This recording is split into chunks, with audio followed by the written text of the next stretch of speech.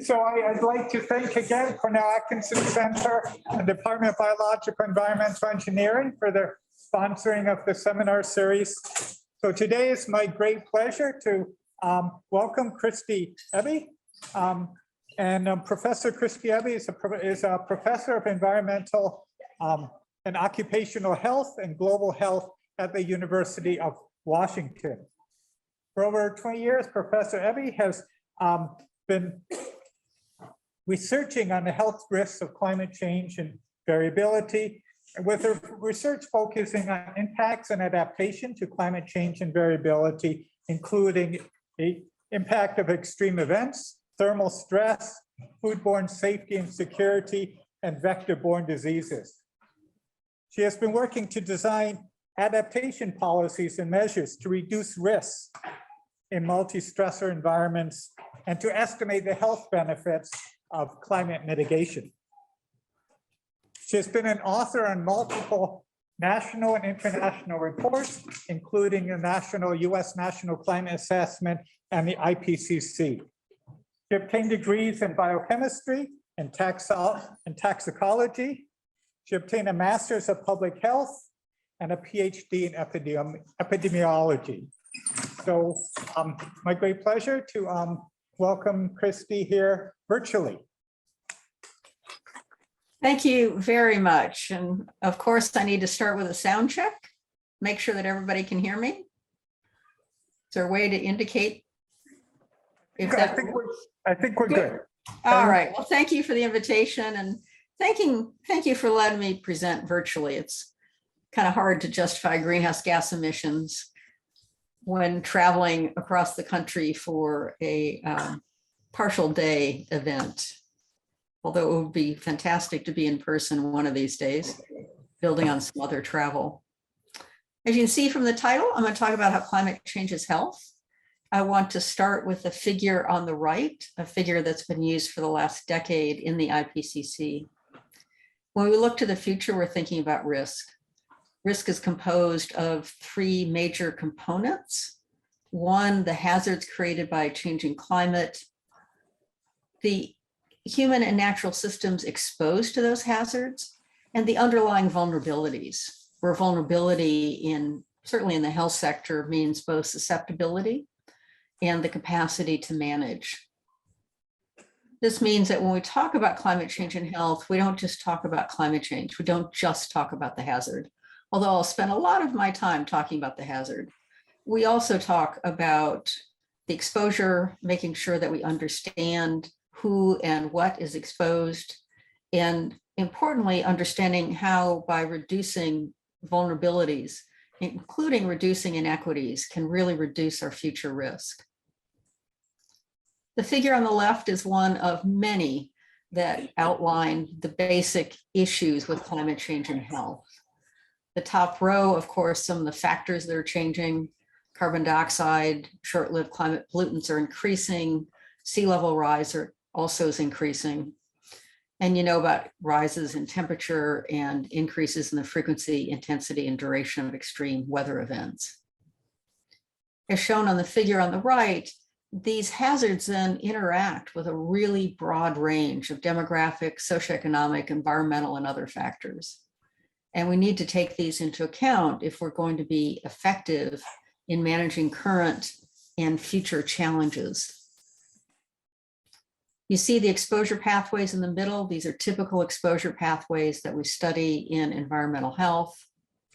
Underneath is a not complete list of climate sensitive health outcomes. I talk about health outcomes because when you think about, for example, injuries from an extreme flooding event, that's not a disease. So we really talk about health outcomes. I have the privilege of spending a lot of time in low and middle income countries, at least I did pre-COVID. And the issues listed are all of the issues that ministries of health have to deal with. Climate change cuts across current policies and programs in ways that are changing how we do public health. That having line ministries on maternal and child health, vector-borne diseases, water and sanitation separately is challenging when you're trying to address an issue that is a stress multiplier that cuts across all of those issues. And I'm going to spend time on a few of these in the talk. Let me know if you've got questions. I also have a couple of slides like this, really word dense against all of the rules about having slides when you're doing a presentation. However, it is a summary of observed impacts from the latest IPCC report. And so much is covered in the human health chapter that it's hard not to just have one word dense slide and get it over with. You can see the headline statement: climate change is adversely affecting the physical health of people around the world. And that is with very high confidence. And mental health also in the regions where we have information. In lighter blue, you can see the major categories where there are observed impacts: extreme heat events, water, foodborne disease, vectorborne, zoonotic, on down. The bottom bullet is important as well. It's that our health systems are being affected. There's too many hospitals and healthcare facilities that are in harm's way, particularly when we're thinking about flooding. And when we think about the impacts on health, we also need to think about the impacts on our healthcare infrastructure and what we need to do to strengthen that infrastructure, or in some cases, move facilities so that they can continue to provide health services to those who need them. As I said, I'm going to run through some of the health impacts, talk for a little bit, hopefully generate some thoughts where we could have a discussion at the end. If you haven't seen this, NOAA every year tracks billion-dollar disasters in the US. This is just through September of last year. I think in total there was more than 20. And the total value of those $20 billion disasters was over $30 billion. So when you hear that it's too expensive to mitigate, it's too expensive not to. The US can't afford to spend billions and billions of dollars every year. And these billions are based on actual insured losses. So this is primarily damage to infrastructure. This does not include uninsured losses, so it does not include loss of life. It's billion-dollar disasters, so it's not the $100 million disasters, the $10 million disasters. This is just the most extreme. And when you start adding together all these extreme events and you start adding in losses to health, losses to livelihood, the total cost of extreme weather and climate events just in the US is extremely large.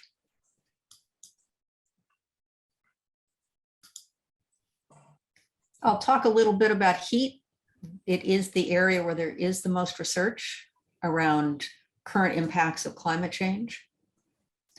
We know that vulnerable populations, including adults over the age of 65 and children under the age of 1, are being increasingly exposed to heat waves.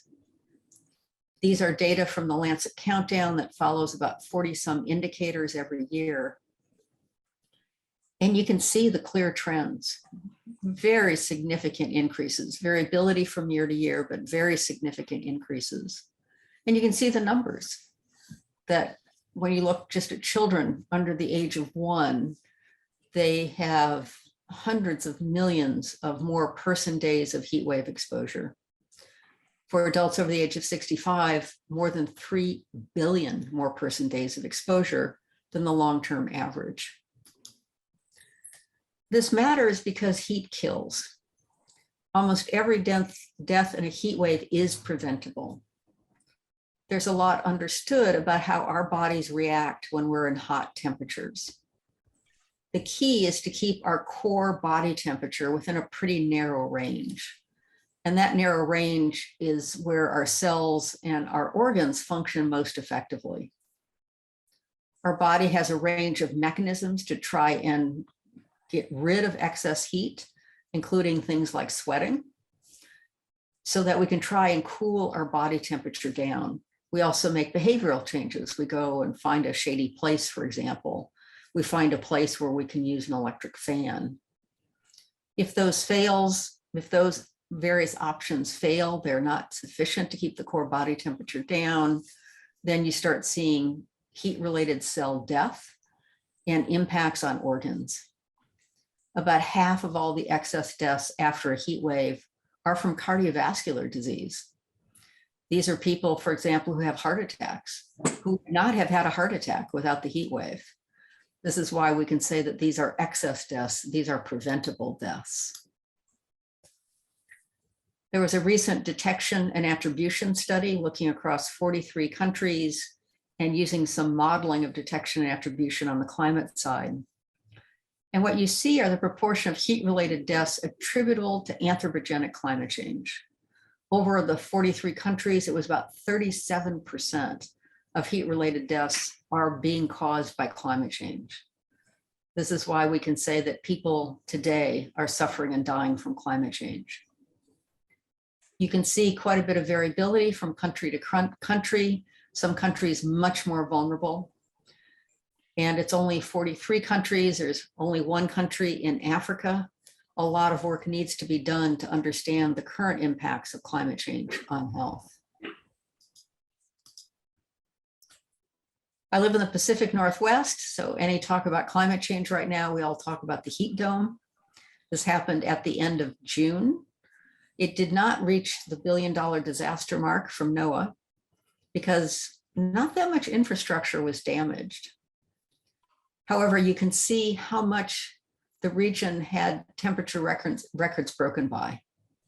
If you watch your broadcast meteorologists, typically temperature records are broken by tenths of degrees. We broke the previous records by more than 10 degrees. That is absolutely unheard of. Across the 3 or 4 days of the event in Portland, Seattle, and Vancouver, the current estimate being refined, but the current estimate is about 1,000 excess deaths. About 1,000 people died who would not have died otherwise. There was a 69-fold increase in hospital admissions from people coming in with heat-related stress. And it wasn't just our physical health. It was also the heat dome hit at the height of the cherry season. Our outdoor workers were significantly affected. The state of Washington is one of 3 states with regulations to protect outdoor workers. But a lot had to be done to protect those workers. Our wheat crop was affected. That's been observed in other heat waves as well. Depends on the timing of the heat wave. And between Seattle and Vancouver in the Salish Sea, it was low tide. And the estimate is about 1 million mussels, clams, and oysters were cooked. That is food security and livelihoods for some of the coastal tribes. Heat is an all of society issue that needs an all of society response. I'm in the Pacific Northwest, so when we think about heat, we think about wildfires. And there's been a significant increase in the number of days people are exposed to very high or extremely high fire danger over the last couple of decades. Recent research is showing that wildfire smoke, which is measured by how much particles are in the air, and it just tells you how many particles are there of particular size. It doesn't tell you what's in those particles. But the research coming out shows that the particles from wildfire smoke are a lot more toxic than the particles coming, for example, from traditional air pollution, what comes from coal-fired power plants or out of tailpipes. We know that the hotter the year, the greater the wildfire risk. Again, lots of variability from year to year, but a very clear trend in the West. And as I just mentioned, wildfire smoke has health risks. I put this in one to show the real increase in risk for diabetes, lung, and heart disease, but also to make the point that across the bottom is the air quality index, AQI. And it's measured by how many particles of a particular size are in the air. And the particular size that is focused on is PM 2.5. And that is because PM 2.5, when you inhale it, it goes deep into your lungs and sticks to the lung tissue. Smaller particles tend to be inhaled and then exhaled, They don't stick to the lung tissue as much. And larger particles don't get deep into the lung. Our lungs filter them out before they get deep into the lungs. And you can see an air quality index of about 60 is unhealthy for anybody to breathe. 2 years ago in Seattle, we had 2 solid weeks of wildfire smoke blowing into Seattle. The sky was a dark yellow all the time. We never saw the sun. We never saw a cloud. It was just dark yellow, except at night, of course, when you couldn't see that it was dark yellow. The air quality index in my neighborhood was over 250. Wildfires around Los Angeles last summer, one of the communities reported an air quality index over 750. These are obviously really significant exposures, a lot of research going on to better understand how in a hotter climate with more possibilities for wildfires, we can understand the risks and protect those who are most vulnerable. This research was just published by a group in British Columbia that is showing how to move forward to better understand risks and to manage them. And you can see, looking across British Columbia, looking at the communities in British Columbia, the authors came up with indices for exposure, sensitivity, and capacity to manage extreme heat. So where are the places that are hotter? Where do you have more populations over the age of 65, children under the age of 1? And how ready are communities to be able to manage heat waves when they occur? And they looked not just at heat, but they also looked at flooding and sea level rise, wildfire smoke, and ground level ozone. Ozone's formed on clear, cloudless days. The rate at which it's formed is temperature dependent. All else being equal, higher temperatures, more wildfire smoke. And then, I'm really having trouble with this back and forth arrow. They put this all together and identified the communities at very high vulnerability for all of these hazards. Because of course, these hazards are not independent. And these are the areas where it's urgent and immediate to start focusing on better preparedness for all of these hazards. This kind of detailed vulnerability mapping across multiple hazards are underway for a number of locations. And going forward, this is going to be a real growth opportunity in terms of cities wanting to have these kinds of maps so that they can start addressing the current challenges and being prepared for future risks. If we were in person, I would ask how many people have allergies or asthma. It's usually at least a third, sometimes more than that. The map on the left shows you ragweed pollen season is almost a month longer in Alberta.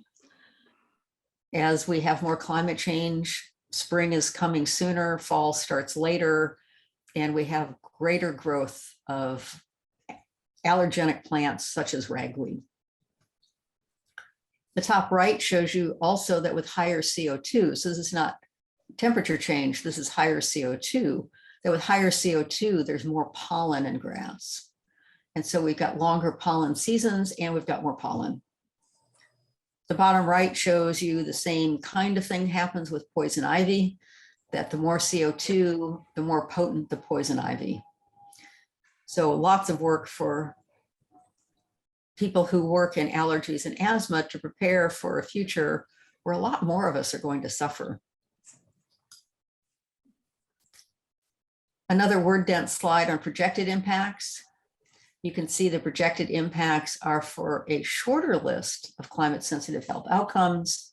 And this is because of the very, very, very, very low funding in climate change and health. Everybody says they don't have enough funding in their field. I'm sure that's absolutely true. In climate change and health, the funding of the National Institutes of Health here in the US is about 0.02 to 0.04% of their budget. So long-term chronic, next to no funding means that we have projections, but not as many as we need. But for the ones shown on the slide, for what we've been able to do as a field, you can see risks increase with additional climate change. One example is some work done by Dr. Drew Shindell that makes a couple of really useful points. These projections are for heat-related mortality in the US to the end of the century. The top row shows you projections where there's assumptions about adaptation to climate change. The bottom row is no adaptation. And the columns on the left are greenhouse gas emissions under basically business as usual, where we are today. The middle is modest emission reductions, and the right are aggressive emission reductions.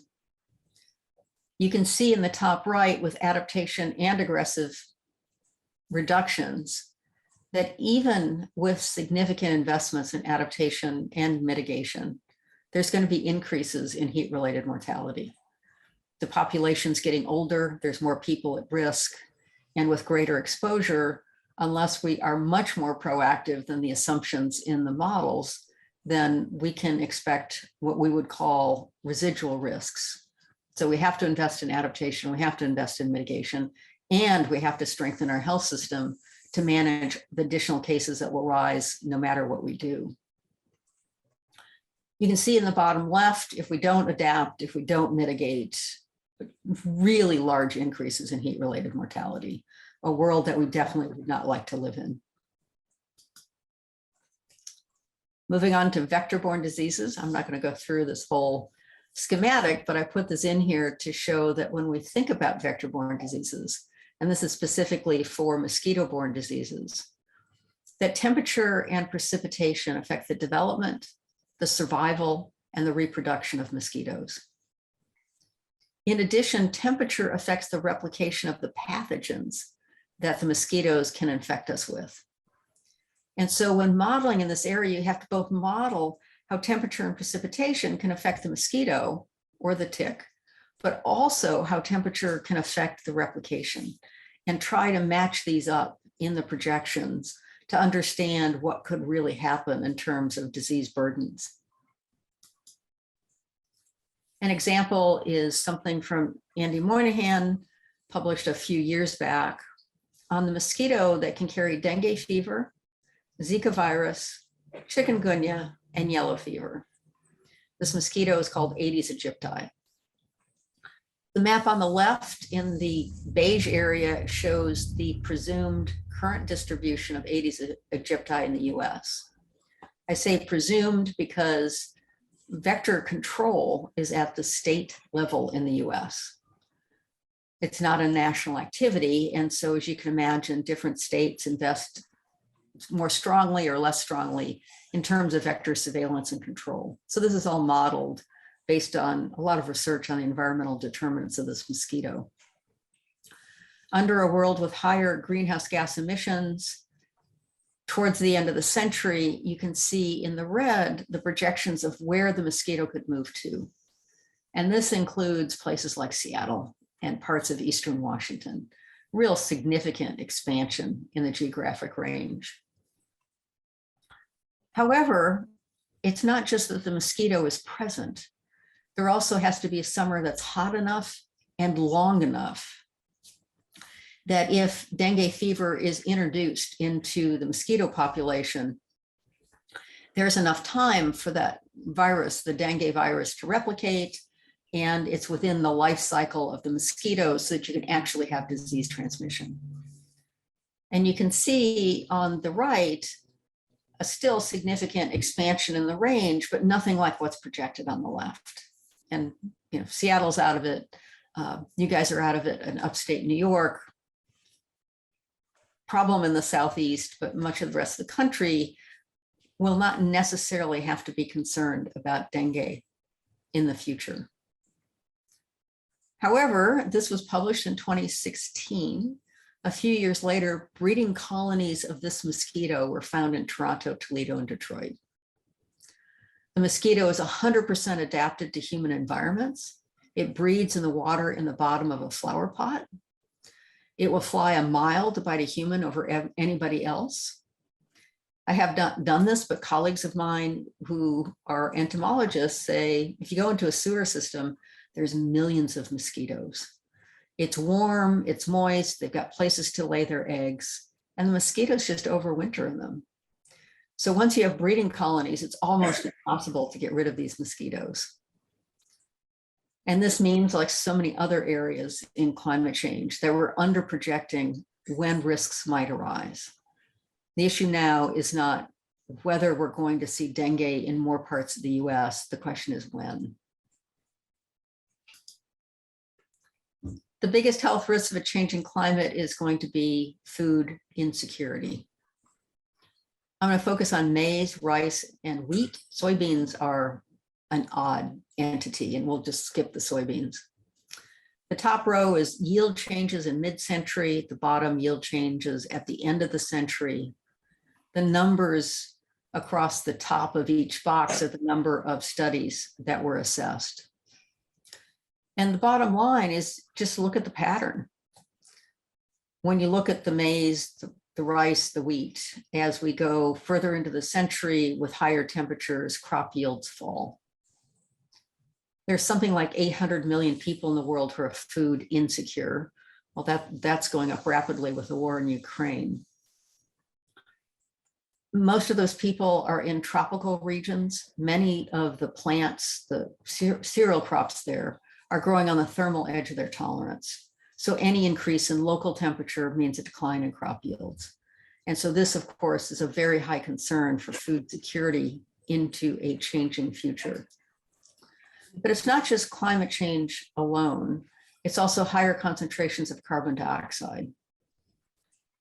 All of our plants bring in carbon dioxide from the atmosphere, and using the photosynthetic pathway, break it apart into carbon and oxygen and use the carbon to grow. You'll see often in the media statements about CO2 as plant food. CO2 is plant food. It will make plants grow faster, make them grow taller. 85% of our plants have one particular mechanism for doing this. The biochemical characteristics of that pathway means that these plants are called C3. The C3 plants include wheat, rice, barley, potatoes, grasses. Much of the food we consume comes from C3 crops. And as you can see on the slide, as you've got more carbon in the plant, you have more carbon-based molecules. That means you've got more carbohydrate. At the same time, you've got less nitrogen-based molecules. So you have less protein by about 10%, less B vitamins by about 30%. Further, C3 plants are more water efficient. They don't need so much water, which on the one hand is a good thing. On the other hand, it means they bring in less micronutrients from the soil. And you can see a decline in micronutrients about 5%. I mentioned 800 million people in the world or so are food insecure. There's 2 billion that have got micronutrient deficiencies, including about 1.5 billion women and girls with iron deficiency anemia. All of the projections for this particular pathway for affecting food security suggest later in the century, hundreds of millions of people will be affected. Moving on to a couple of other issues, I just wanted to remind everybody that what we care about in the atmosphere is the cumulative emissions of carbon dioxide.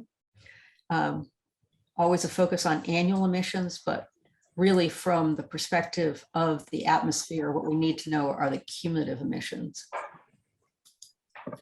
Which leads to an iconic figure that's been used in the IPCC since 2001.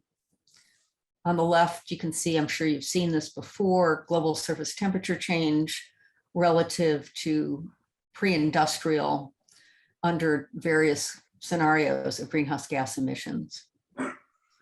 And on the right is a figure that was developed in the third assessment report published in 2001 that went directly to a question raised about the United Nations Framework Convention on Climate Change itself. Article 2 of the convention gives the ultimate purpose of the convention, which is to prevent dangerous anthropogenic emissions from the climate system. Dangerous, of course, is a relative term. What I think is dangerous is not necessarily what you think is dangerous. And so the third assessment report, one of the author teams took on the question of how do you determine dangerous anthropogenic interference with the climate system, and came up with 5 reasons for concern. And it's specifically for that question, dangerous anthropogenic interference with the climate system. You can see they're listed here. The first is about unique and threatened systems, think coral reefs. Extreme weather and climate events, we've had so many, I don't think I need to talk about that. The third is distribution of impacts. It has to do with inequities, small island developing states, for example. The fourth is the global aggregate impacts, adding everything together. And the fifth is large scale singular events like melting of the West Antarctic ice sheet.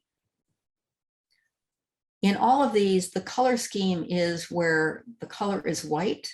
It means scientifically, it's not been possible to tell whether there's been a change in unique and threatened systems.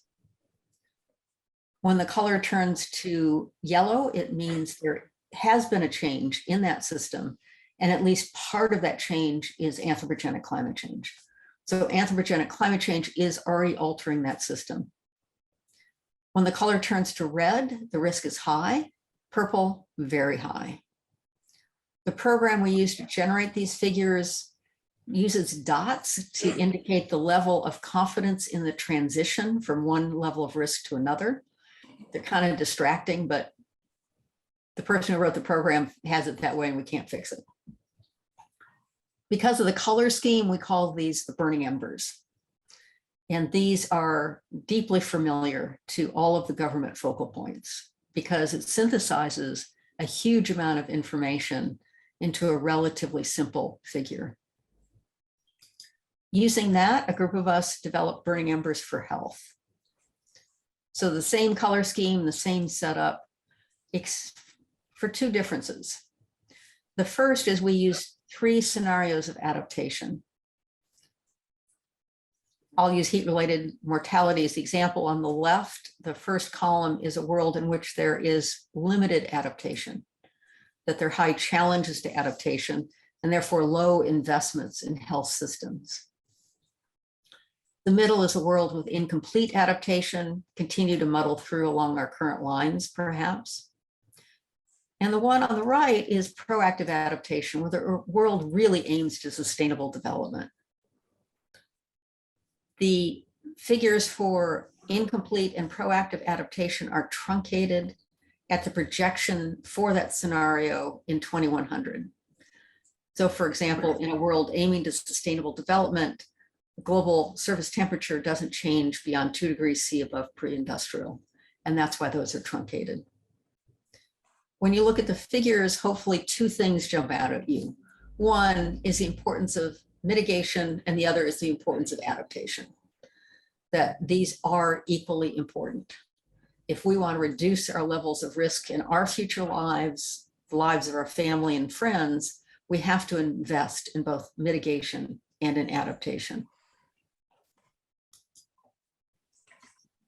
Go back one.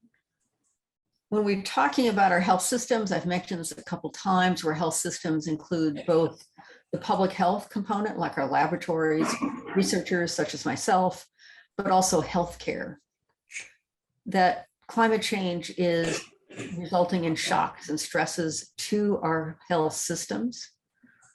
And the question is, can we be prepared enough that when we see these performance drops from a shock or a stress, that there are possibilities to transform our systems to be climate resilient and environmentally sustainable, or at least recover better than before. A lot of work needs to be done. I mentioned the very low funding in terms of research. That's matched by very low funding in terms of investment. When you look at the adaptation funds under the UNFCCC, only about 0.5% of all those funds have gone to health. So really less than 1%. On adaptation options, very long list, another word dense slide, but basically all the health risks of a changing climate are current problems. We understand much of what needs to be done. but none of our policies and programs were designed taking climate change into account. A lot of work needs to be done to make those adjustments, to make sure that we, at the minimum, keep pace with climate change, but ideally get ahead of a changing climate so that we're prepared for increases in burdens of disease as we go into a hotter future. One major adaptation option is to develop national adaptation plans for health. Every other year, the World Health Organization has a survey. You can see the numbers that last year, 91 countries reported, about half had some kind of national health and climate change strategy or plan, but only a quarter of countries responded that they had high or very high levels of implementation because they just don't have the human and financial resources. Examples of a variety of adaptation successes. One is heat wave early warning and response systems. I think I'm going to move through this pretty quickly because I'd like to have more questions at the end. I do want to note on this particular slide on the bottom, the note about heat being a big inequity issue. We know from research in the US that redline districts are hotter than neighborhoods around them. Part of the redlining process means fewer trees. And so thinking about how to develop early warning and response systems so that they address inequities, reduce underlying vulnerabilities, and strengthen our communities as temperatures continue to rise. I think I'll skip this, but same point for vector-borne diseases. There's a lot that we can do. And I want to finish with a couple of comments about mitigation. When we think about categories of mitigation options, almost all of them have significant health benefits. Thinking, for example, of reducing emissions from coal-fired power plants or eliminating coal-fired power plants altogether, as will happen at some point in the future, that means there'll be a lot less air pollution. About 7 million people die every year from air pollution. And so reducing the emissions can save several million deaths every year.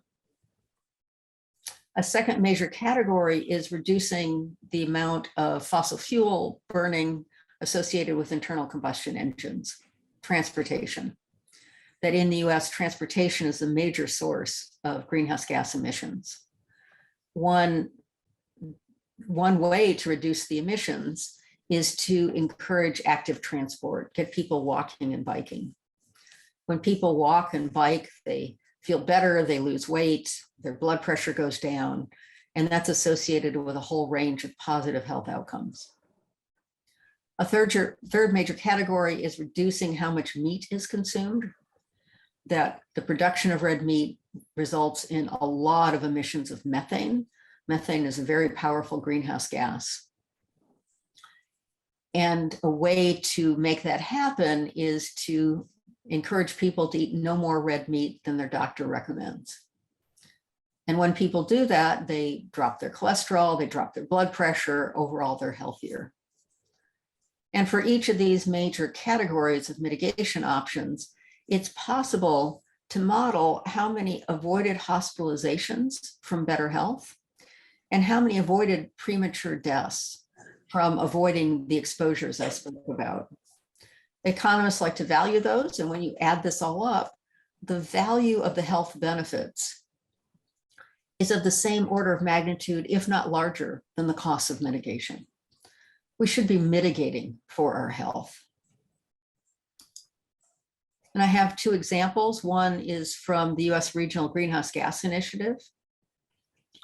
And the study looked across 5 years at the county level and looked just at the economic benefits of avoided cases of adverse child health outcomes, just from reducing emissions under this initiative.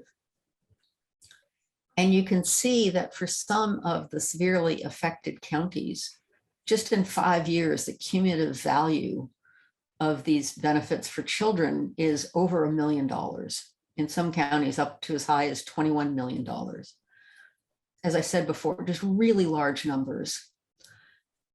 We really need to get these numbers out because when we hear statements about mitigation from politicians, we're not hearing companion statements about how much we could save in terms of healthcare costs, avoided hospitalizations, avoided premature deaths.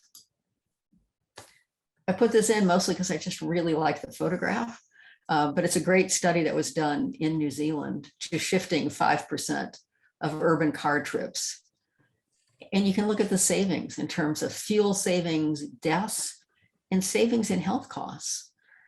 That mitigation is very beneficial for our health and is something that we want to incorporate into the messaging so people are clear about that. Long list of what needs to be done in terms of research. This is a simple categorization of all the research needs that we have. Basically, they go through the kinds of comments I've made before, quantifying exposure response relationships, doing detection and attribution studies, projecting future risks, identifying effective adaptation options, estimating the costs for individuals and health systems of the health risks of climate variability and change, and then finally doing more work on the health co-benefits of mitigation policies and technologies.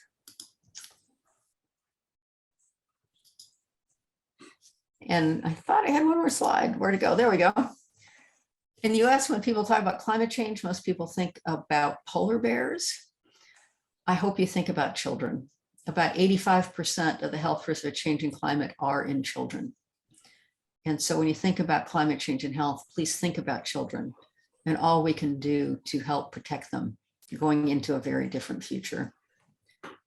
Thank you very much for listening, and I look forward to questions.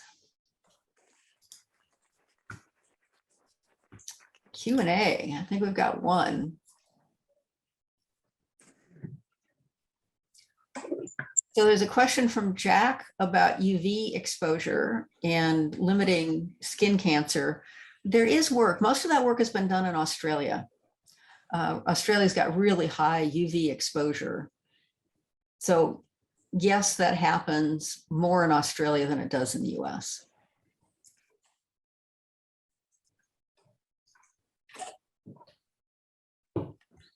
I can't perfectly, I couldn't have been clear on everything.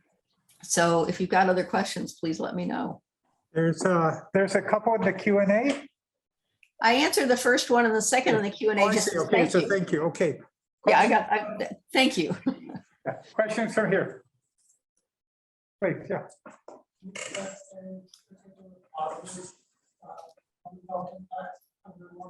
So could you speak up a bit? Expecting particular positive public health impacts of the warming, like cold snaps, something like that. Okay, yeah, so the question is about positive health impacts from climate warming, for example, fewer deaths from cold snaps, other type events that might have a positive benefit. Thank you for asking that. There's huge pressure on the health sector to say that there's going to be positive benefit for health from increasing temperatures. The overwhelming evidence is that overall negative. There'll be places where there could be some benefits. I've been in the Himalayas, for example, in communities, met with communities that mention they like the warmer temperatures up in the Himalayas because the apples taste better. The apple season, growing season is longer and the apples are a bit sweeter, so they like the way they taste. So there will be places with benefits. And interesting, you bring up cold. It's a much more complicated issue than people think. We have very strong evidence that heat directly affects our health. Heat kills, and we need to do better about managing those risks. However, when you go across the research about cold, there's not that evidence that it's the cold temperatures that kill people. I did a comprehensive literature review a couple of years ago, looking at this issue around cold. And not that many people die directly from the cold. And when you look at the people who die directly from the cold, and this will sound obvious as soon as I say it, many of those people die because of a combination of alcohol, water, and boats. during the heat dome in Seattle, we had 6 deaths, hypothermia deaths from people who went out boating because it was so hot, fell into Lake Washington, which is over 120 feet deep, and didn't have on life vests, which is really, really very sad.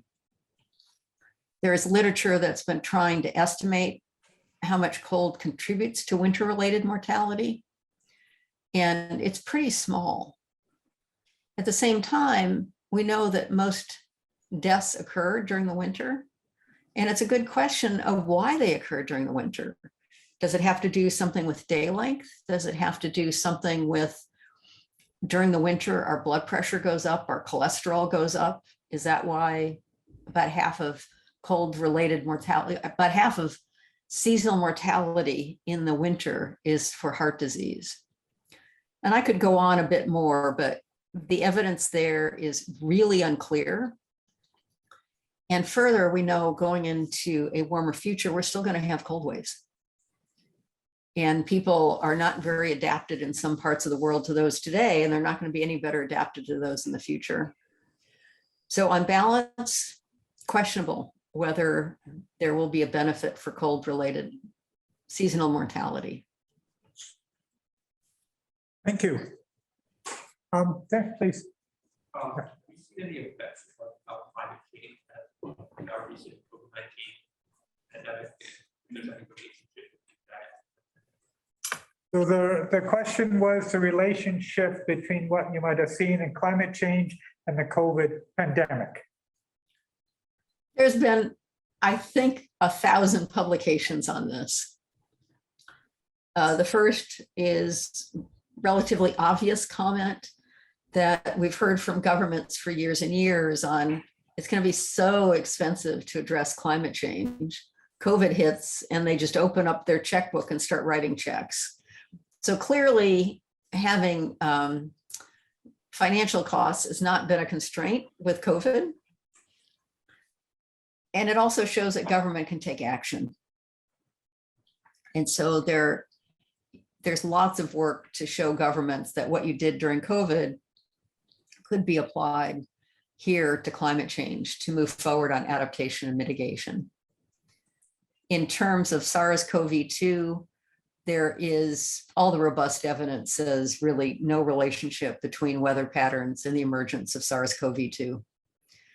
It's been something that's been waiting to happen for a long time.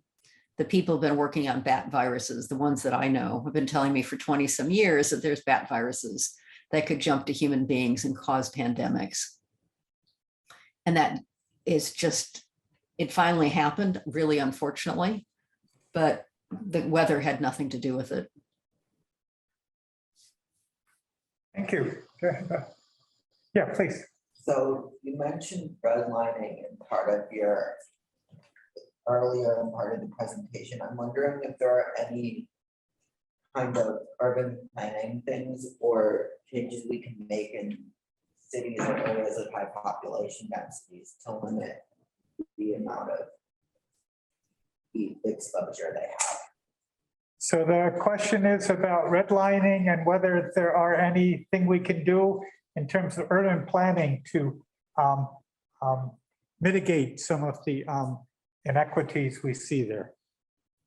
It's a great question. Essentially, every community should have a heat action plan, where the heat action plan has 2 major components. The first is a heat wave early warning and response system, but the second is the longer term planning. I don't know about where you live here in Seattle. Seattle has got so many cranes. And this is a question of facing a hotter future. Are we going to require every building to have a white roof? Are we going to require every building over a certain size to have a green roof? What are we going to do for tree planting programs? And as people are developing these regulations, the different policies at the city level are looking at how to do this in a way that does reduce inequities. And so prioritizing, for example, tree planting programs, but recognizing that trees take a while to grow.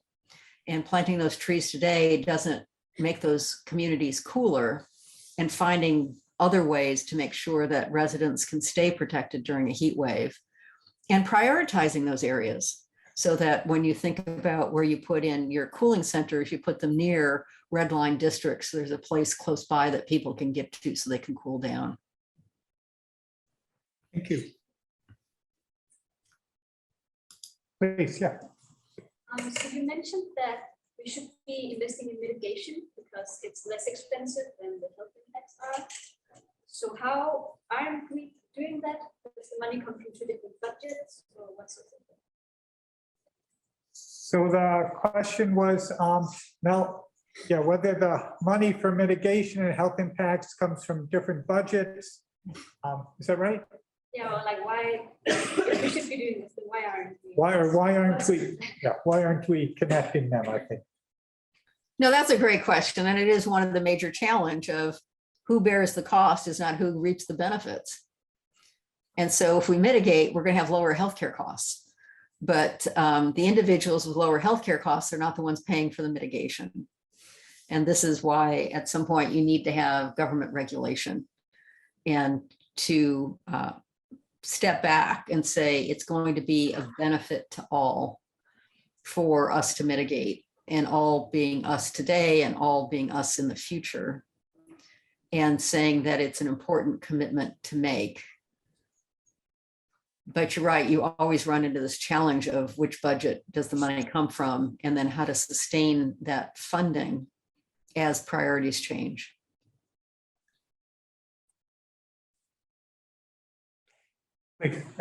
Yeah, so I had a question about like the reception of this research, like sort of toward the beginning of your career, how was this sort of research received and what sort of funding existed? And how have you seen that change, and how has the reception of this research presumably improved? So yeah, the question was about the reception of this research throughout your career, and has it changed? Has money increased into this area, or was it always really bad? That's a great question. I started about 25 years ago, and somebody I still work with likes to make the comment that at the very beginning, all of us could have met in a phone booth, which is unfortunately not as much of an exaggeration as I'd like it to be. It's been a pretty small group of people who've been pretty dedicated, working really hard on this issue. And funding hasn't increased, but the interest in the health sector has increased enormously. I teach classes on climate change and health. And just for example, in the last 6 years, my classes have gone from a total of 40 students in 2 classes. And this year I capped it at, what did I cap it at? I capped it at 185. And they could have been bigger. I turned students away. So considerable increase from students, a lot of increase in the number of grad students in this area. We're all still scrambling to find money to support the students. And there at the moment is a lot more potential. President Biden, in his budget that was approved a couple of weeks ago, put in 110 million for climate change and health into NIH and 110 million for climate change and health into CDC, which for us is just a huge increase in funding from where we've been. But when you look at that 110 million for NIH, it's still 0.2% of their budget, which is far from a serious commitment. However, in the last 24, 30 hours of budget reconciliation, that money was removed. So there still is no funding for climate change and health. We're really hoping it gets through next time. And at the same time, the National Academy of Medicine is making a real effort in this area. So it's got a big initiative on climate change and health. Various foundations are talking about getting into climate change and health. So there is potential for there to be funding coming soon, which I really hope it does. We desperately need it. We don't want to see Americans suffering from climate change and not really have any investment in understanding the challenges and the opportunities to prevent as much as we can. Any more questions? Yeah, we have one. Yeah, mentioned the example of New Zealand, about like switching people from private vehicles to the bicycle. So are there any like incentives like being in place, like if you buy some solar that you promote more people to change their modes of transportation? So is there any like incentives or even punishments implemented in order to make more people make the change? So, yeah, I think the question concerned the picture in New Zealand and the modes of transportation. And what about incentives or punishments to make people change their mode of transportation? It's a good question. I just use that. As I said, I really like that photograph. I've been doing a lot of work with colleagues in northern Sweden, the biggest university in northern Sweden, and 80% of their short urban car trips are on bicycles. They have set up the infrastructure so that it really works. And people really enjoy getting out biking. Here in Seattle, our various administrations have made real commitments to improving our bike lanes. And they're improving our bike lanes in part by taking out parking, and they're taking out car lanes. I don't know about your university. At my university, parking at the university is really, really expensive. So there's a huge disincentive to park at the university because you have to pay a lot. And that does get people using buses and people getting out walking and biking. So there's a combination of both push and pull. And anything that we can do to facilitate this is going to be better for our health and help reduce greenhouse gas emissions. There's a question in Q&A, and I think it's about what about funding from the private sector? It's a good question. We haven't seen funding from the private sector, although one day perhaps we will see funding from the private sector. It just, there's a lot more attention now to climate change and health, which is great. So yes, we're hoping when you give a talk to particularly a medical society, you always have to have a slide on potential conflicts of interest. And that's because people in the medical field get funding, for example, from pharmaceutical companies to do work, do some research. My line is always, someday I'll be able to say that there's a potential conflict of interest, but right now with nobody funding, there's just no conflicts of interest anywhere. But I hope that's going to shift as companies realize that it's in their best interest to have healthy workers and healthy communities. And anything they can do to help promote that is going to be really quite useful. Thank you. Any further questions?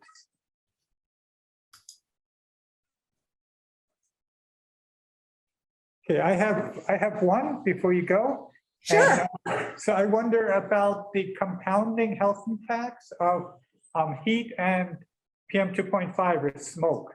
Is there evidence that they compound each other so that they are even worse when they're combined in, like they were in Seattle, for example, during the heat dome and the forest fires? You're right, they do. And this is an area where there is some research. There's been questions of, given the numbers of people who die in heat waves, for example, there was a couple of heat waves in 2003 in Europe, there were 70,000 excess deaths. And there were questions about how many of those deaths were due to air pollution and how many of those deaths were due to heat. And for most heat waves, the heat wave deaths are independent of the deaths from air pollution. And so they do compound, and you do then get the combined numbers of deaths. It is, of course, more damaging to your health if you're trying to breathe heavy and you've got a lot of air pollution. You draw just a lot more air pollution into your lungs. So those do compound. There's other areas where we see compounding risks. We're seeing, for example, back-to-back heat waves, where you just basically get through one heat wave and a second one starts. And that's an area where a lot more work has to be done to understand these compounding events and what we need to do to prepare for them. Thank you. Oh, I have one more. We have a question here. Yes. Are there any like capacity building or resilience building strategies that vulnerable communities can adopt without the help of like external funding or resources? So the question is whether there are any capacity building or resilience building strategies vulnerable communities can adapt without funding from external sources. It's a good question. In health, as in many other sectors, the first step that people undertake when trying to understand climate change and what the risk could be is to conduct vulnerability and adaptation assessments. And there's tools from ICLEI, C40, and others for communities to undergo those processes themselves. And there are efforts underway to try to gather the best practices, the lessons learned, because if you have lots of communities doing this, you'd like to find out what really works, what didn't work so well, and make sure that you gather that information so that as new communities come on board and undertake these assessments, that they are doing them in a way that is most beneficial and most streamlined. So it's a good point, and there's lots of interest in this space. One of the NGOs that works on this is We Act for Environmental Justice, and they've been funding work in a variety of communities around the US on better understanding their risks and looking at what they can do to build on the capacities they have within their community. Thank you. Any other questions?